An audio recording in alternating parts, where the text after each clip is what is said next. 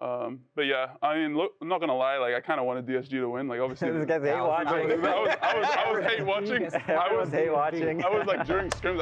I don't know if we're scrimming 100 or I something. was the biggest fan of DSG. I was.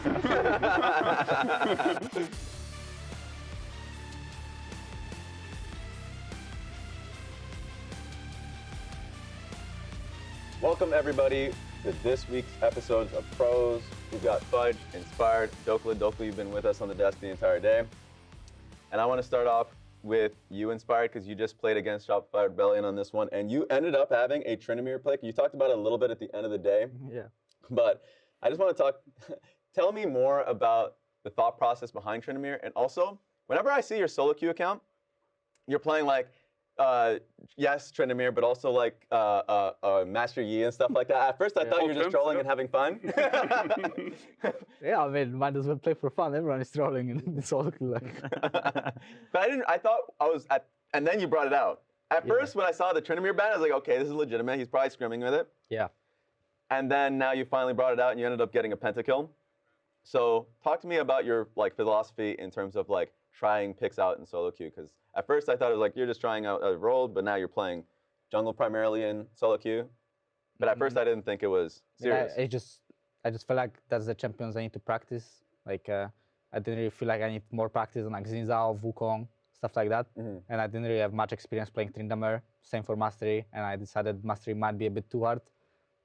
Maybe I can practice it still. Maybe eventually I'll get good at it. But Tryndamere is a very easy champ, and I saw the stuff that he's doing good, and I also feel like I know what he's bad at, and I feel like people that are facing it, they don't really know what he's bad at, so they are a bit giving me a lot of space when I play, and I think that's like the power of the champion that people don't really know. It feels like I can flex on people, and they kind of click away because they don't know if I'm actually stronger or not, and yeah, it happens quite often, so I just use it. Now, Dhokla, you were with us. In fact, you were casting the second game of the series. What was your thoughts on the series itself?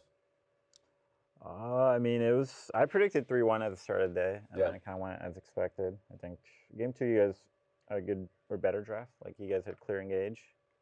What was game 2 again? It was like you were playing Aurora. Yeah, that draft was unplayable for them. Yeah, I don't know what we are supposed to do. Yeah. The best thing is I go into practice room and I say, the draft was unplayable. Coach is like, well, how did you even expect to win? Like, I said it after the draft happened.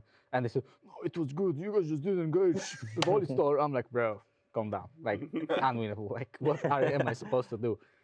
Yeah. Yeah, so, I mean, the draft was good for SR in game 2. But, yeah, I think the gap was pretty big this series. I mean, Christian tweeted about it. Yeah. He's like, yeah, he played like shit this week. But, yeah, I think big mid-gap. Yeah, I think also we drafted pretty good champs for quad. I think he had good matchups most of the game, and like I think he just punished it well, and we'll play with him. Actually, before because on that game 2 draft, that was the game that you did blue, reds, Krugs into like the bot gank. Was that because you felt like the game was difficult? Yeah, of course. Like I load into the game and I'm like, this game is lost. What are we supposed to do? I might as well flip it. And I did get a kill and game was still unplayable. So like, what else can I do? So yeah, unlucky. What was your viewpoint, Fudge? My viewpoint? Yeah. I mean, I think some of my picks in the games, like for example, Cassante pick, I think was kind of shit. Sorry. Anyway, yeah, I think Cassante pick was kind of bad on R5 because the enemy comp is just too tanky and enemy DPS is too high for my champion. Because matchup is always just going to be even. Nothing will happen. And then you're going to go to team fights. I mean, obviously you can always win, right? You find a good angle, but I don't think it was a great pick. And it felt kind of useless in game 1. Game 2, I thought our draft was way better than them. And honestly, we kind of trolled a little bit. Like I got caught on side lane, didn't push leads as much as we should have probably. But yeah. And then game 3, I believe, was the Aatrox game, right? Yeah. Yeah, and honestly, felt like we had no damage. But it's just a matter of like, do we win the early game skirmishes or not? Really, Yeah, I feel like Rise just got too far. Yeah, So you guys Rise got really far ahead of Galio, and then at some point it's just Rise's 2 items, and we're all 1.5 items, and we go into a team fight and it's unplayable. We also played the fights terribly, to be honest. We like kept trying to one-shot someone when we can't one-shot anyone because we have no damage.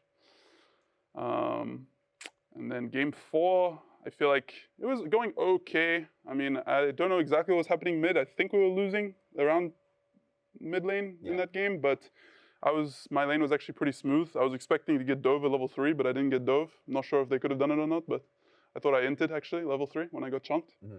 And then I got through laning phase, and I was actually in a good spot. And then at Herald timing, I expected enemy Trinamere to be in the topside jungle because the enemy team was playing like egoing really hard on our team like 3v4, I think. And then I got kind of impatient, I feel like, and tried to like, hit the Scion and fight him to the death. And then Trinamere came behind me and I died.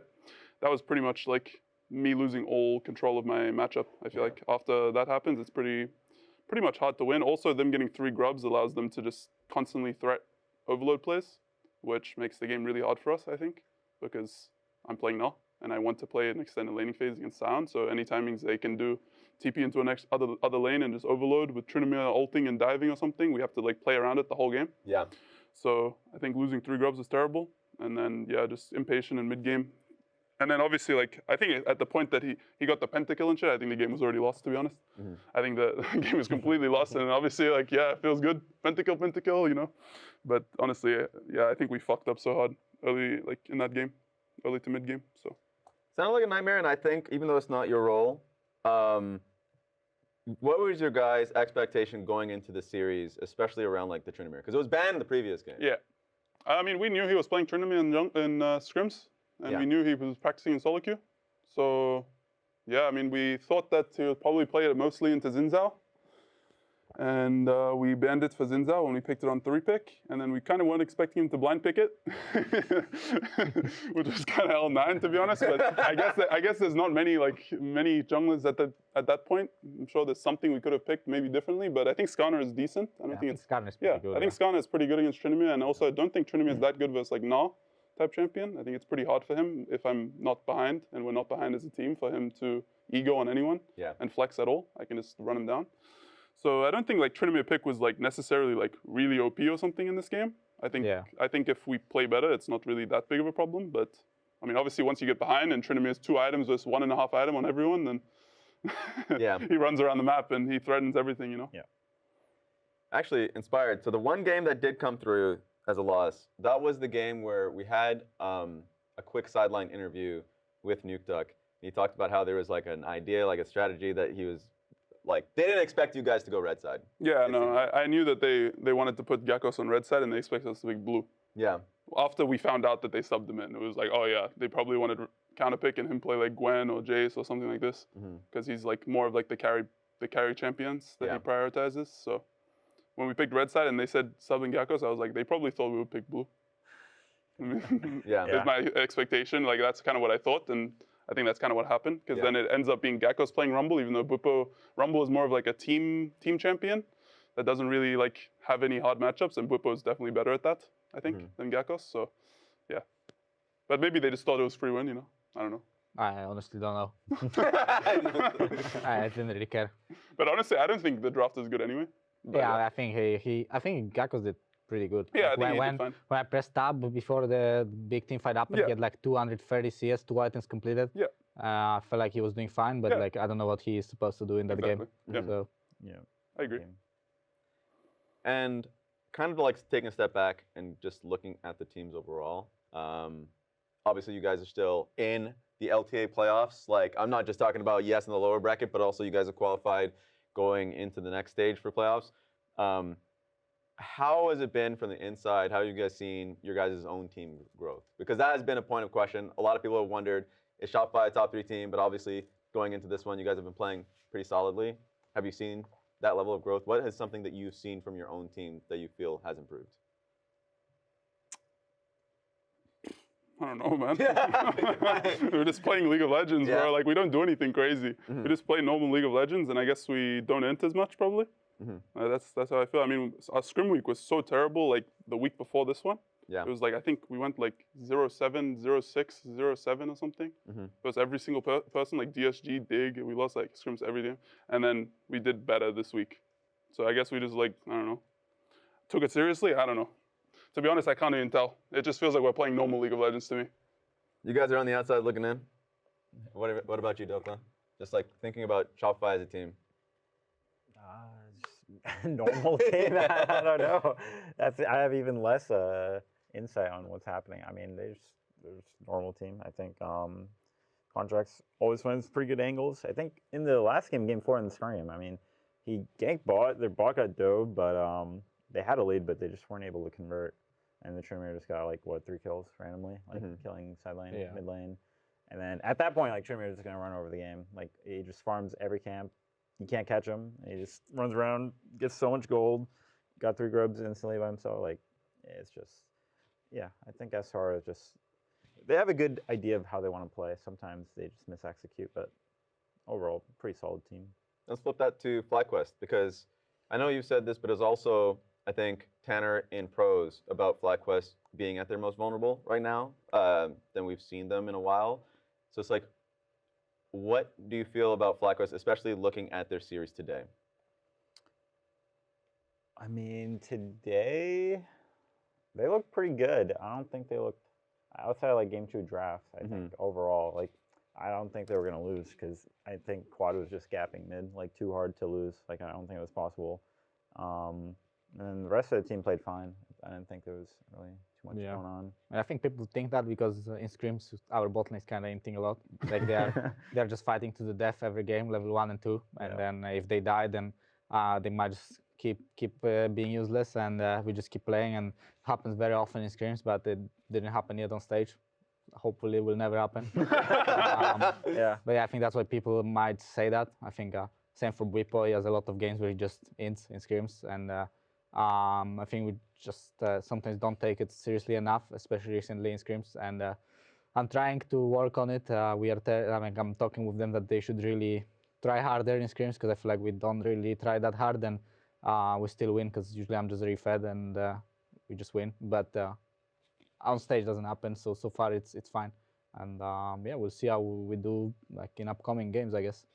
Following up on that, a lot of the times the biggest difficulty, especially like there's going to be disagreements of like limit testing and understanding your matchup in scrims. So you kind of like, oh, I need to fight 2v2 to figure it out, versus, oh, you guys are just not really doing it intentionally.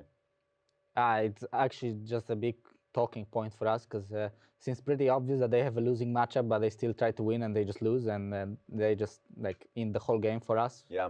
And sometimes they're winning and they're like trying to prox people 2v2, and they just like throw the game or like just do something they would never do on stage. Yeah. So it just makes the practice a bit annoying. And yeah, I mean, I respect that if you like trying to win the matchup, that you shouldn't win if you have some sort of plan, but sometimes it just happens that they don't really have a plan. They like autospace, Amasu autospaces an enemy ADC like 2 or 3 times in lane, and he gets the HP lead, and then he will try to kill him in a losing matchup, and he will just throw every lead he made. Yeah. Because I feel like it's just really good mechanically, so he always like finds really small advantages.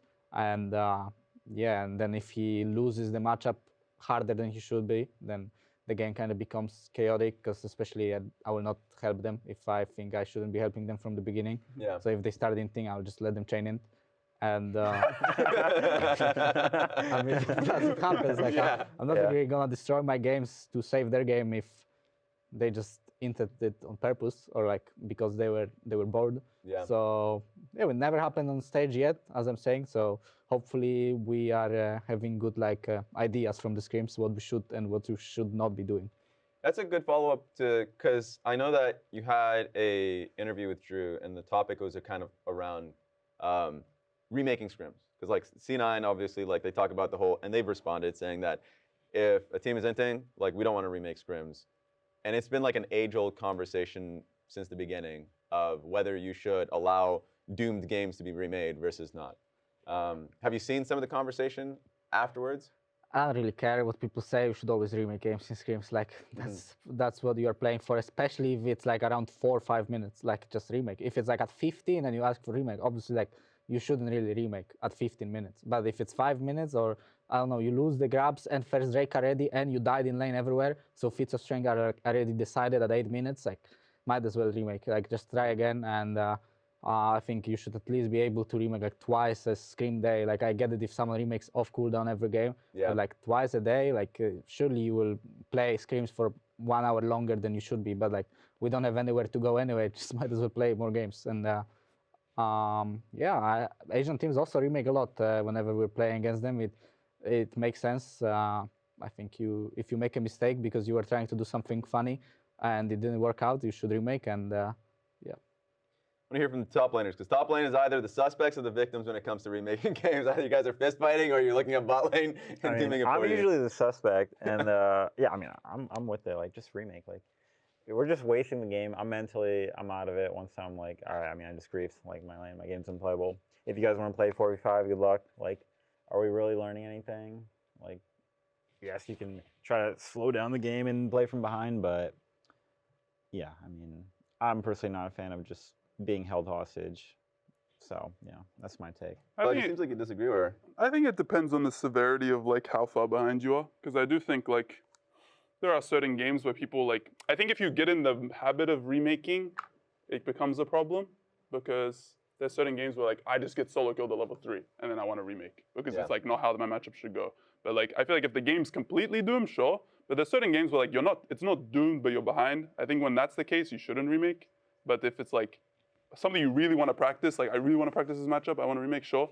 I think you have to be very intentional with it, because it can turn into like actually people not taking it that seriously and just starting to like troll. Yeah. And it's like remake for remake for remake for remake every single scrim game, and that's when it turns useless. And that's just something you have to be intentional about. So it just depends from my perspective. It was kind of funny though. I don't know if I should leak this, but Just do it. we're scrimming C9, and then they really lost early game at like 4 minutes, and then they asked for GG or remake. And then like literally a couple days ago, so I was like, isn't that against what they are preaching? It was kind of weird to me. Yeah. But I mean, I think it's good personally. You should probably GG or remake those kind of games. But Yeah. but it was just weird because apparently they don't do it for Flyquest scrims. So I don't know. When I saw that, I was just a little bit confused, I guess. Mm-hmm. Yeah. For the viewers out there, what's the difference between a GG and a remake? Well, GG, you just move on to the next scrim game. Yeah, you finish the day faster. Yeah. Yeah. You finish at 4 p.m. instead of 6:30. Yeah. Because that was actually another kind of complaint you had there, which was they just would end it on the 4th game or something if it's like a remake. Or a Yeah, GG. I mean, you mean that they would just end faster the scripts? Yes. Yeah, I mean, if someone asks to do something and they actually have to leave, then I get it. But if you queue up solo queue right after the games, then we might as well play more scrims. Yeah, that's a bit weird. Yeah. I don't know how it is right now, but I know scrims used to be so demonic in the era of like remaking, where it's just like someone level 1s and you're just like ego battling of like, no, we should not be Yeah, but it's like losing level this. 1 invading and like inting the game and then remaking. Like people don't really do that. I think like no one really like ints the game level 1. It happens sometimes in scrims to me that like the jungle would flash over some wall and camp in my brush to smite my red. Like then I just FF, like well played to you, bro. If you do that in scrims, you flash over wall and camp on the red buff like behind somewhere to smite it level 1. Just get your scream, you lot. Actually. But yeah, and usually people don't really like grieve the games that much level 1. I think usually when you want the remake is because bot lane lost a matchup that they shouldn't be, or top lane just died level 1 or 2. Yeah. So I think it's good to move on to the next one, because this one is probably going to be my favorite topic, C9 versus DSG. Because that was probably the biggest surprise of the week overall. Like, it went to 5. I already see your grin, Fudge. What was your expectation going into it? Because everyone kind of, at least in my circle, thought it was going to be a 3-0 for C9, and it just went to 5, and it looked like it could have been C9 being kicked out. I think C9, honestly, I think DSG improves quite a bit. Mm-hmm. Like, I do think you have to give some credit to DSG. They did improve quite a bit, I think, as a team. I think they played pretty well together. And but C9 seemed to be like kind of mentally, something's going on mentally, because I feel like, at least in scrims, I feel like they're better than they are on stage. Just cleaner, but it might also just be us inting more, maybe.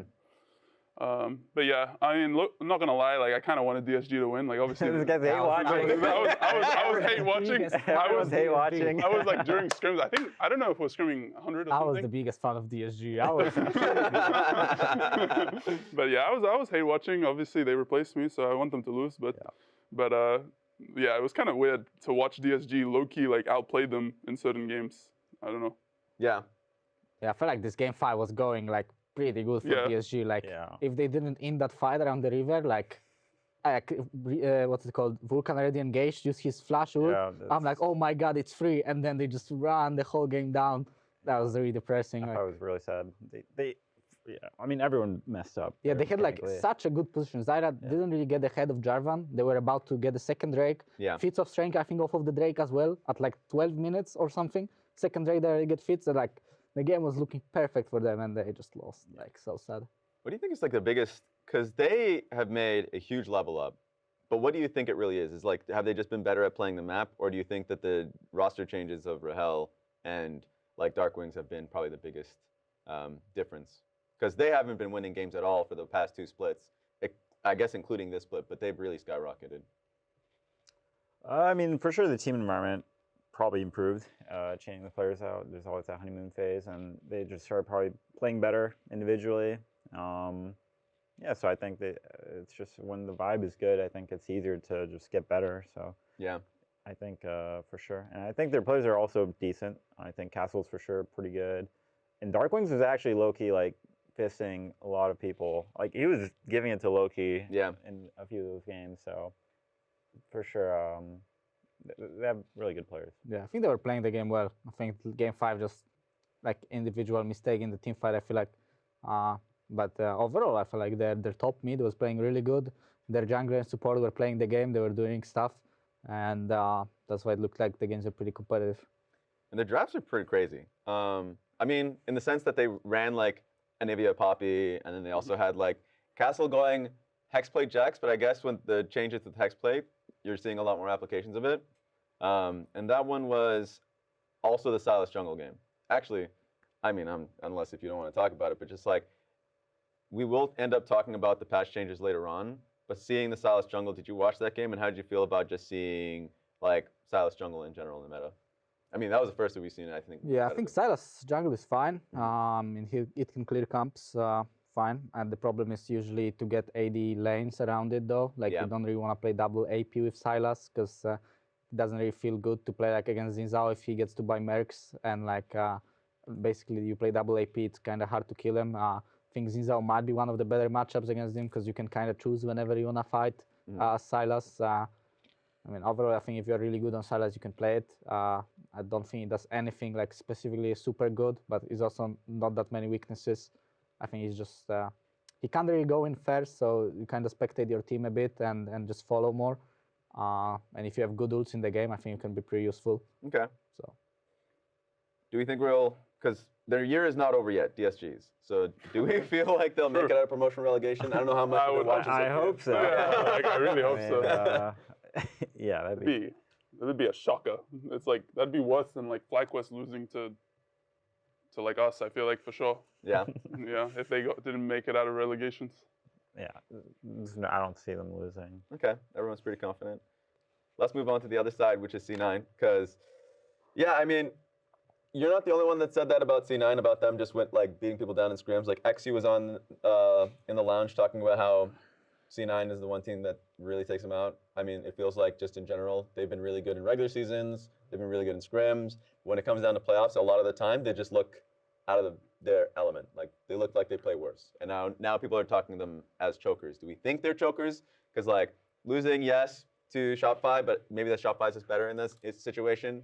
5 games to DSG. Last year was like the 100 Thieves thing when they lost in their chance at Worlds and all that.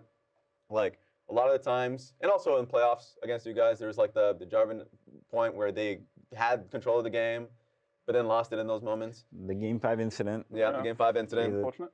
So, what is your assessment of Cloud9 as a team? Because it seems like when it comes to playoffs time, they tend to play worse. Or just have those. I would ask these guys. All right, go ahead, man. More. True. You play against them way more. Give me the scouting report. I've been pit slow the whole year, so leave me alone now. I think Thanatos always wins lane in scrims, so that gives instantly a big lead. And it's kind of harder to win lane on stage. Seems like you can get a little bit of a lead, but you can't really like put the enemy top laner like really behind. So it's kind of hard. And a lot of the games in scrims they win is because they just outplay you, and it feels like they're all very aggressive and good at laning. That's why I think in scrims it's like really tough to play against them. But sometimes when the game is even, they kind of play like they're still very ahead. Like they're at this point, it feels like they're kind of used to being ahead. And when the game is even, and they play pretty similar to when they are ahead. That's why they often force the fights that are not really best for them. Yeah. So, I mean, overall, I think they're a really good team if they just eliminate, if they would be able to eliminate like the int parts, like playing too aggressively, because it really often seems like they're playing too aggressively. And on stage, they had been I think their bot lane had a lot of off games, like they're picking matchups that maybe they are doing fine with that in scrims, but then they go on stage and bad matchup actually snowballs into kind of deficit in the bot lane, and the games don't look that clean. So overall, I don't know. I mean, I think they're a really strong team, but they just make some mistakes of being overconfident, at least looking from the outside. Fudge? I mean, I would say, I think like what he said about like winning lane, and I think on stage a lot of it comes down to like how you play with your team after you have the lead, because usually you don't solo kill people on repeat. Usually you just get like tempo lead, CS lead, TP lead, stuff like this. And I think like Thanatos is not really that good at using those leads, and even on stage he just doesn't get the leads as much. But I can agree that in scrims usually like he's just winning lane most of the time, even against me, usually just winning lane.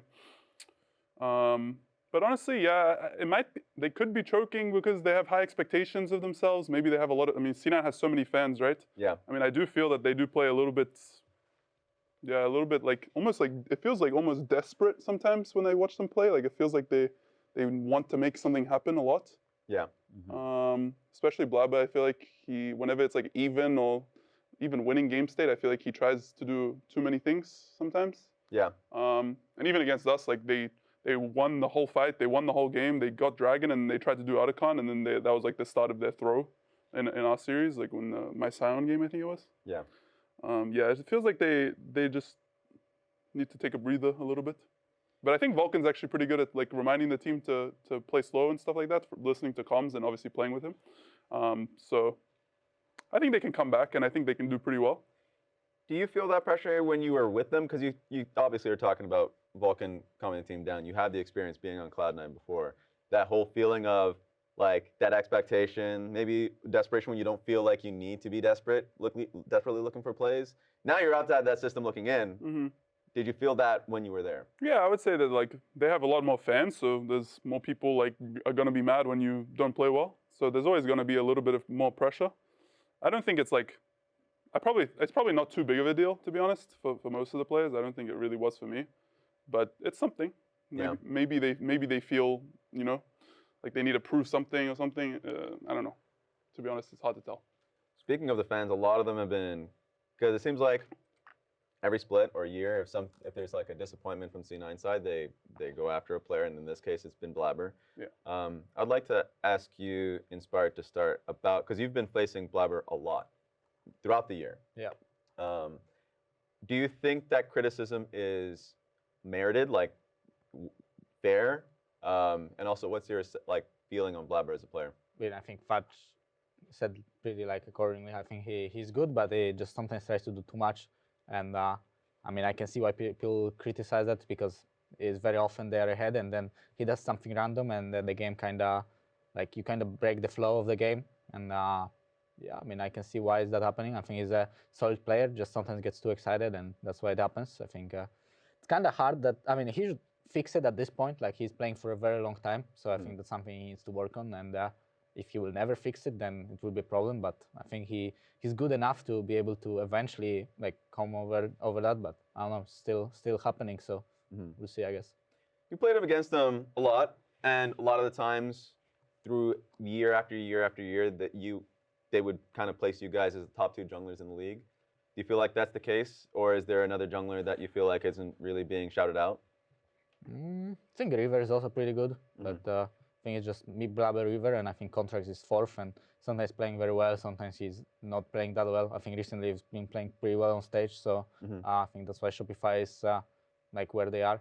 And yeah, even today it felt like he was doing fine, just I think in that last game at least they were doing really fine, and up until the point where they just ganked mid for kind of no reason. I feel like the game was going good for them, and they just got, I guess, I don't know, too hasty, and they just made a play out of nowhere. I think that's usually the mistake of his. I feel like he's kind of similar to Blabber, but I feel like Blabber is slightly better than him. Okay, let's move on to the next series, which is Team Liquid versus 100 Thieves. Team Liquid. No, like the games you guys ended up playing. Yeah, like exactly. recapping. Yeah, we're recapping. We're still recapping, okay, brother. okay. And I want to actually hear from you, because you said you were really confident going into that series. You always felt like it was going to be a 3-0 or it would be an easy one. Like, where did that confidence come from? before I ask these guys who are like kind of outside being able to watch the I series. mean, we're just smashing them in scrims. That's where the confidence comes from. Yeah. Like every time we play them, it's like a fast day. So it's like, I don't think they were going to turn it around in 1 week, given like from the outside, it looks like they just hate each other. Like they don't no one really likes each other on that team. Like Spawn in the post game is like, it's like the worst team environment anyone could have been into. It's like, yeah. Damn. It's like, you know, it's hard to see us losing to a team like that in that environment. Yeah. Yeah. I'll go to Fudge for that one. Like, did you guys think that 100 Thieves had a big advantage going in? Because everyone felt pretty 50-50. The desk was pretty 50-50. I would say they had a slight advantage in my mind. I mean, I think we lost scrims to everyone, like, I think kind of recently. So I didn't think like either of them were like that much better than each other. But I did think that Team Liquid just seemed like they don't really know how to win games, to be honest. Like they just don't know what they need to do to win the game. And they make a lot of random decisions that create throws. Yeah. I think that's what happened every game on my screen, at least watching. And yeah, no, I actually think 100 Thieves is playing quite well. River, I think, played really well in some of the games, especially. But yeah, I think 100 Thieves actually improved past couple weeks. So it's going to be interesting to see how they do against C9 as well. Yeah. What was your expectation, Inspired? For the 3-0 or 2-1 for 100 Thieves. Really? Yeah, I felt like it was kind of obvious they're going to win. I think they're playing the game and Team Liquid doesn't really do anything. When you play against them, they just don't do anything. I think Eugene and APA are just giga-gapped. Yeah. Yep. Do you think that's where the core of the problem is for Team Liquid? Yeah, definitely. I think like around for the first 20 minutes of the game, like the grab spawn, then the second Drake, Herald, and to Atakan, like mid jungle has so much impact on what's going on in the game. Seems like their mid jungle doesn't really do that much. When they are stronger, they will not really pressure you too much. When they are weaker, they might not even show up on your screen. And I think the other teams are just doing stuff. I think 100 Thieves will always show there and do something, and that's harder to play against that than against someone that is like very telegraphed and doesn't really do anything special, doesn't even try to contest you. Yeah. And yeah, I think that's their issue, I guess. Because that's been a point of conversation. Because Inspired, Spawn has been in interviews talking about it because people were like, well, the team kind of felt like it was going downhill ever since the whole split to Umti basically stepping down, and we saw UG coming through. And at least from Spawn's perspective, when he talked about it, it was like even when you had time and settled in the changes, there was a lot more problems, it felt like. So I'll ask you, Dhokla, do you feel like it was based on the jungle changes that happened, or you think it was just a larger problem? And what do you think was the biggest issue? It's definitely a larger problem because like it can't just be a jungle change like ruins your whole team. Like, I feel like I'm just speculating, but of course, I don't know. This feels like they got too comfortable. You know, they just don't have that fire in them to win. But that's just me looking in from the outside. Obviously, everyone's trying to win, but it didn't feel like it. So yeah, that's just it. I don't know. I think they just, I don't know why.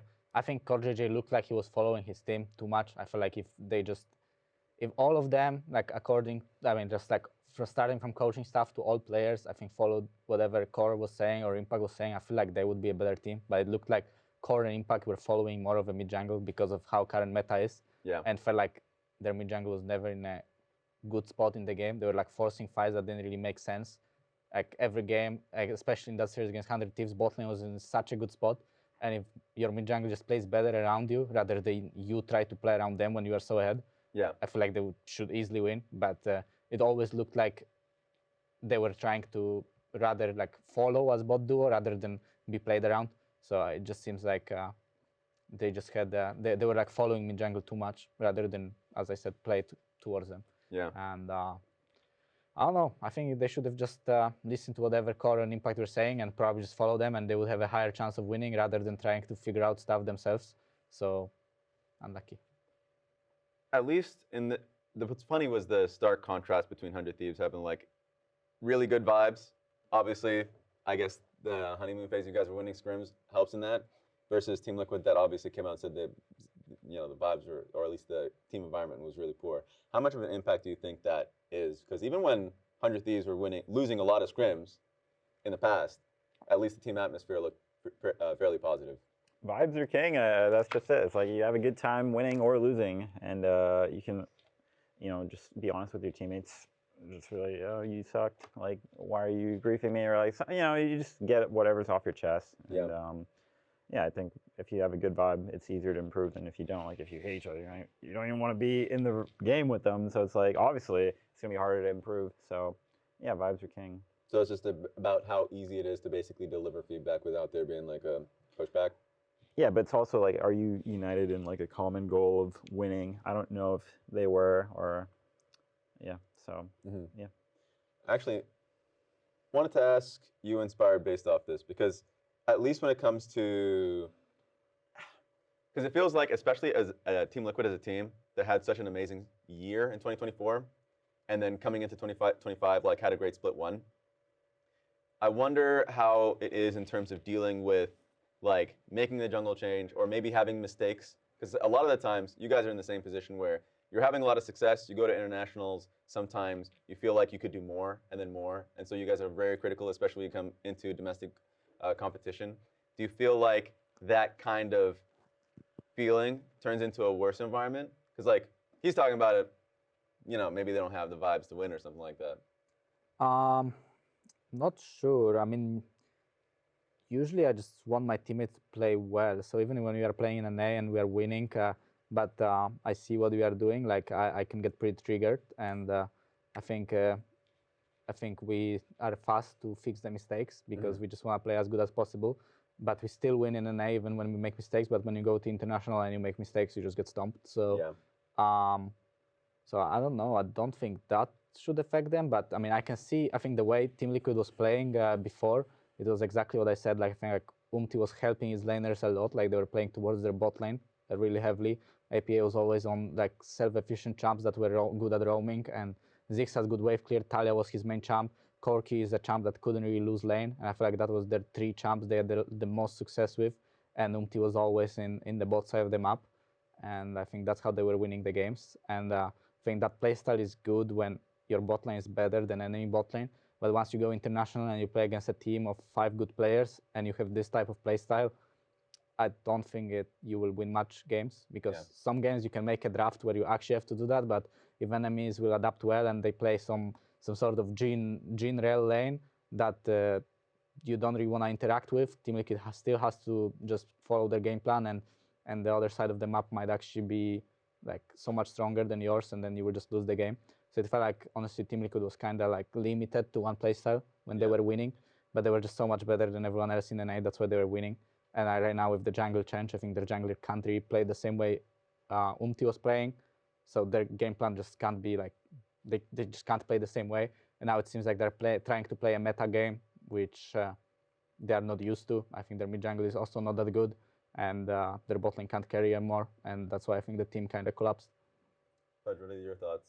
Because also top lane's probably been the biggest point of conversation too this year. Yeah, I mean, to be honest, I don't really know much about the rest of the team, but when I play against Impact, I just feel like he like lost confidence in himself or something. It just feels like he never tries to fight me. And I remember when he said that about me like 2 years ago.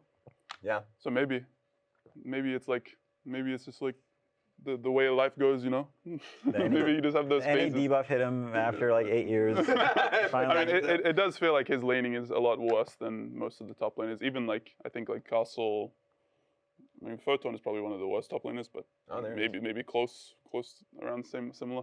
Yeah, it doesn't really feel like he really does anything. For the rest of the team, I have no clue. I don't even care about them, so I don't really pay attention. Top lane island. Top lane. I'm just playing my lane and playing League, and then we win against them. So I really wanted to get into the patch thoughts, because they just threw major jungle patches like right into playoffs basically, and Inspired out, of course, would impact you the most. We already talked about Silas. But obviously, I hit like AP junglers as well. Also, a lot of random ADs. So like, and also Nautilus jungle. There's a bunch. What's your perspective having to now have a major meta change during playoffs? I think the champs that got buffed didn't really get buffed that much to like jump suddenly into meta. And the biggest change for me throughout the last 2 patches was just the map change. Like, I just hated when they changed the color of the map in the middle of the season. The first 3 days, my eyes were hurting so much looking at the green map, because I already got used to purple one. I just don't like cosmetic changes during the season. Same for Xin Zhao. Like, bro, like why did they just change whole Xin Zhao in the middle of the season? Like, all of my spells look different, animation cancels look different. Like, I just hate visual changes because I'm really used to something, and then when I play the game, I kind of start paying attention to irrelevant stuff like cosmetic change because it's just new. So then it takes away my brain power from something else that I could be thinking about. That's true. So I don't really care about changes in the champs. I just hate the cosmetic change, like in the middle. What do you think about the jungle timer changes? Oh yeah, we should just go with the jungle timer. Also, wasn't crab bugged for a bit? It's like you couldn't tell. Still is if you didn't see the crab die. Like if you killed both crab on the first clear and enemy jungle cleared top crab, and you never got vision of the top crab, you will not get the timer of the second crab spawning. So that's a bit bugged. But I mean, the jungle timers, I don't really care. I usually had a good track of when the camps are gonna spawn, so I think it's kind of noob friendly. So I wasn't happy about that because I actually tracked it on my own, and now everyone sees it. So it's kind of annoying, but this is what it is. Riot wants to make the game easier for everyone, makes sense, but I'm not a fan of those type of changes. Yeah. Personally, I'm grateful for it because I don't track jungles. Yeah, I mean, for top players, it's excellent. Personally, I'm like, yeah, and now I know where Inspired is, you know? Before I was like, I don't know. I mean, it's good for me. So how much do you think it impacts the game overall? Because yes, this has been probably like year after year where it feels like there's a level of simplifying the game. Jungle timers obviously Dragon timers a few years ago. So like now that we're now adding timers, and I'm sure they said something about what everyone's talking about, where you don't see the person finishing the camp. Oh, they already finished? Okay. Yeah, they changed it. It's already on TR when we were playing today. Like if you walk into the camp that is like taken, you don't get exact timing. It was just on the release. Yeah. How about you, Dhokla? Just thinking about the changes. Like Fudge is saying it helps him. He's happy about it. I'm still the 7th camp, man. I still die to full clear. I still die to full clear sometimes. So yeah, that's my own thing. I think probably the bigger change, even though people are still playing it a lot, are the Gwen nerfs. Because yes, the armor nerfs, like 3 armor down, but also like halving the slow. It seems like top lane is the one that's been getting like a pretty big change in terms. Also Rumble, I think it was like a 3% lower win rate on Rumble as well in solo queue. But how do you feel like those changes kind of impact your role? Because those are obviously during playoffs. I mean, it just depends. I mean, like against Flyquest, they don't really play Gwen, so I don't really care, and I don't really prioritize Gwen either because I think the champ's a little bit overrated. Rumble, I think, kind of doesn't really change too much either. I think that there's specific champions and matchups in the game that you can play Rumble versus, and it's not a problem. Yeah. It just kind of depends on when you want to pick it and what champions are around it. So I don't think it changed too much for me. I think, yeah, I guess like I don't really prior Gwen very highly, so I guess it's good for me. That works out. About it. Yeah, I think Gwen was it was unnecessary that she had such a good reach. I feel like she's already really OP whenever she has W up, so you can't really like start engage on her because she'll just press the W and kill someone. So I think it didn't really make sense that she has such a good reach into opponents as well, because it's hard to engage on her and she can also engage on you. Didn't really make sense. So it's good that they nerfed the slow. And the Rumble buff, I think it just dealt a bit too much damage sometimes the all-in. I think the nerf was fair. I think I would be happy if they nerf Ambessa a little bit as well. Yeah, that's true. and then the top lane won't be that annoying. Like, Ambessa didn't get nerfed for so long for some reason. What about you, Dhokla? No, I mean, the same thing. I think Gwen was for sure a bit overrated. Still, they didn't actually change the damage. So, like, the champ damage is still the same. It's just a bit harder to get that damage off. But I don't really feel the Rumble nerf like that much. So, it feels pretty much about the same. I want to get into some of the game modes because Inspired, earlier in the morning when I saw you guys come through, you guys always play Arena, it feels like. I don't. I never. You don't play Arena? I don't play that game mode. You don't like it? It's boring. Do you play Doombots at least? No. I mean, what's the point of playing Arena? Everyone has augments. Some people don't even buy items. They just buy stats like CVA. CVA. Yeah. What about, Dhokla, you're an Arena player. Yeah, I play Arena. I mean, it's just a different type of way to play League. Not the same skills at all compared to like Summoner's Rift, but it's just like a fun game mode where you can get lucky, hit some augments, and just high roll into like the best in slot items. What's your favorite ones in terms of like items and augments that you end up getting? I don't know enough about it to name it off the top of my head, but whatever it's like, you play like a tank and you get like the slow picker, I think. It's just so annoying. It's like, Yeah, I mean, sometimes you just high roll. It's frustrating when you just lose because they just high roll, but it's whatever. It's like for fun game mode. Okay.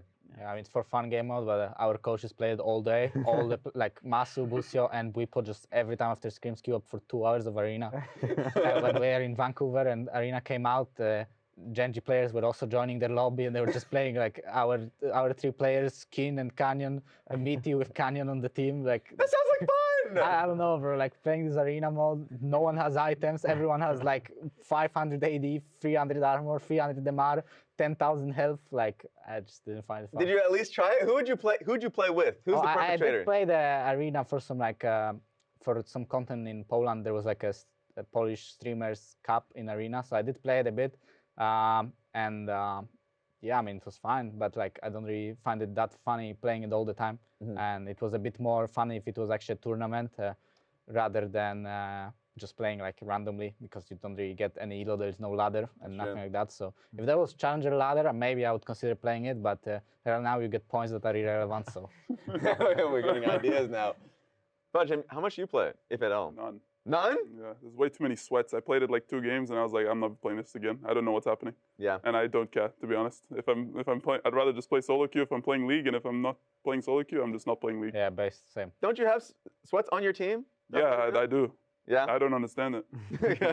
Just like play solo queue, man. What about Doombots? Was that fun? Did you do the show match? Dude, the show match was way easier than the actual Doombots, I swear to God. Okay. Yeah, I'm pretty sure, like, I played it one time for Shopify content after I already did it for Riot content. Yeah. And the Shopify content Doombots on live, I think it was, was way harder than the Riot content one. So I feel like it's like fixed or like match fixed or something. Oh, just so they can get good content yeah, out. they try to make us look better than, so I don't mind. Like, thank you for Riot making it easier. You were talking about Doombots like earlier in the day. Yeah, man, it's just a for fun game. Like sometimes you don't want to play solo queue. Like my FPS is shit on my home PC, so yeah, I'm just like, let me just play like a AFK, turn my brain off game mode. 100 Thieves don't give you a PC, man? No, they do, but it's just like I get like 100 FPS. Low elo. 100 FPS? Low like elo. every Oh game. my God. My eyes hurt. Oh my God. Get this back, good PC. Petition for Dhokla PC, please, 100 Thieves. Please. Yeah, so I just play it for fun. I mean, just for fun, yeah. Did you win a game? No, not yet. Inspired, have you played Doombots? I did back in the days when they first came out. I didn't touch these ones yet. I've seen my manager play, and it looked like he was raiding a Veigar at the end. It's kind of boring. 40k health, you kill him, the next Veigar spawns, another 40k health to get through. Like, nah, I'm good. Oh my God. Yeah, there's no reward at the end. It's just like, oh yeah. There's none? Yeah. I swear League players are just not good raiders. The amount of times, I haven't played any Doombots. I'm just going to put it out there yet. But I will watch my friends play Doombots, and a lot of the times, or just like people on like stream play Doombots, and just the very clear circles, we're not stepping in there. I don't know. Yeah. Yeah, just go try playing one game and we'll see. We can put that in like the clip. Put a clip of you playing after. Yeah. We'll see how well you do, buddy. I will lose in the first wave. No, that's fine. But no, I think we've got good content on this one. That being said, I am now interested in the next series, Friday. You know which games those are going to be? Yeah, C9. Versus 100 Thieves. Yep. You guys can do the funniest thing of all time. Just, what is your expectation going into C9 as a team? Because it feels like they're kind of all over the place.